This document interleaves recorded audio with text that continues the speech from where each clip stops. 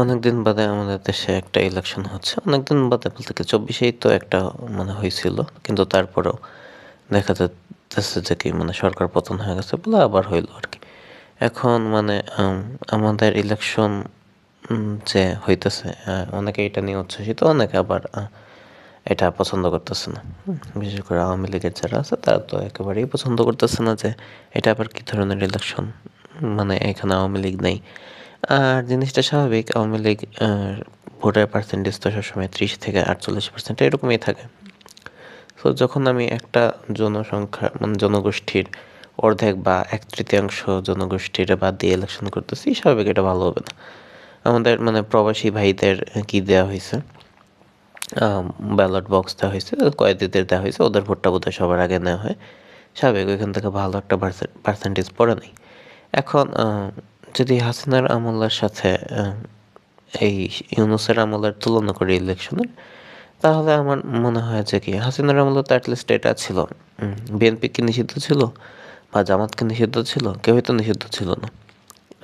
So তারা ইলেকশনে আসে নাই। হ্যাঁ, ফাইন, যে ইলেকশন ফেয়ার না এগুলো বলে ইলেকশনে আসে নাই।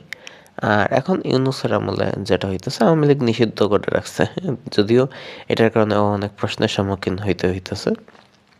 সো এইভাবে ইলেকশন করে যদি বিএনপি জিতেও যায়, তাহলে কি হবে? সরকারে গিয়ে ওরা আলটিমেটলি শান্তিতে থাকতে পারবে? আমার তো মনে হয় না।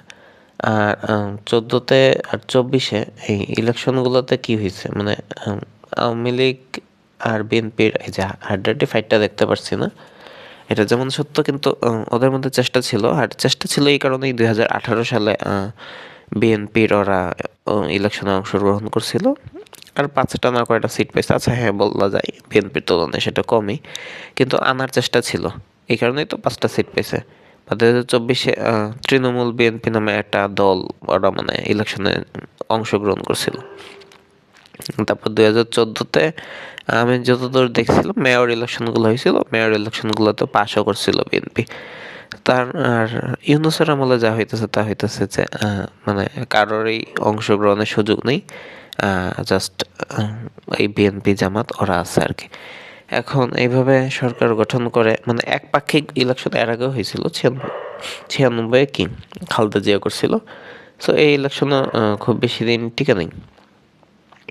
এখন সেই দিক থেকে চিন্তা করলে যে এই ইলেকশন করে জিতেও যদি ক্ষমতা পায়, বিএনপি কতদিন টিকবে সেটা একটা ভাবনার বিষয়। আর একটা হইতেছে যে কি এই যে গণভোট, এই গণভোটের এখতিয়ার কি ইউনূসের আছে কিনা আমি ঠিক বলতে পারবো না। বা এই গণভোটে যারা এই হ্যাঁ যদি জিতে, তাইলে সরকার গিয়ে শান্তিতে থাকতে পারবে কিনা এটাও যথেষ্ট সন্দেহ আছে। এটা কেমন গণভোট? দেখা যাইতেছে এখানে 84টা প্রস্তাব আছে, আর এর মধ্যে বোধহয় 4টা কি 8টা বোধহয় থাকবে মেইন ব্যালটে। আমি হ্যাঁ দিলে ওই 8টাই পাবো, আর না দিলে কোনোটাই পাবো না। এখন এরকম কি মানুষ থাকতে পারে না যার 2টা পছন্দ 2টা পছন্দ না, বা 3টা পছন্দ 2টা পছন্দ না? হ্যাঁ, এরকম হইতেই পারে। আমি জানি না এক্স্যাক্টলি গণভোটে। আর আমার কাছে মনে হয় যারা গণভোট চাইতেছে ওদের যদি জিজ্ঞেস করা হয় গণভোটে কি আছে একটু বলেন তো আপনি, কয়টা লাইন আছে, হ্যাঁ ওরাই ঠিক করে বলতে পারবে না। আর এই যে দ্বিকক্ষ বিশিষ্ট পার্লামেন্ট হইতেছে, একটা কক্ষ বোধহয় এই যে পিআর পদ্ধতিতে হইতেছে, এগুলো পুরাই আমার কাছে মনে হয় জামাতের প্ল্যান। কারণ ওরা স্বাভাবিক কখনো ক্ষমতায় আসতে পারে না, বা ক্ষমতার কাছাকাছিও আসতে পারে না। ভোটার পার্সেন্টেজ, ওদের একটা পার্সেন্টেজ থাকে, কিন্তু আসন খুব একটা পায় না। সো এই কারণে ওরা এই সমস্ত জিনিস, এই সমস্ত বুদ্ধি বের করছে।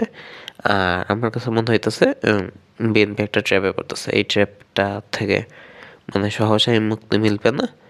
আর এই তো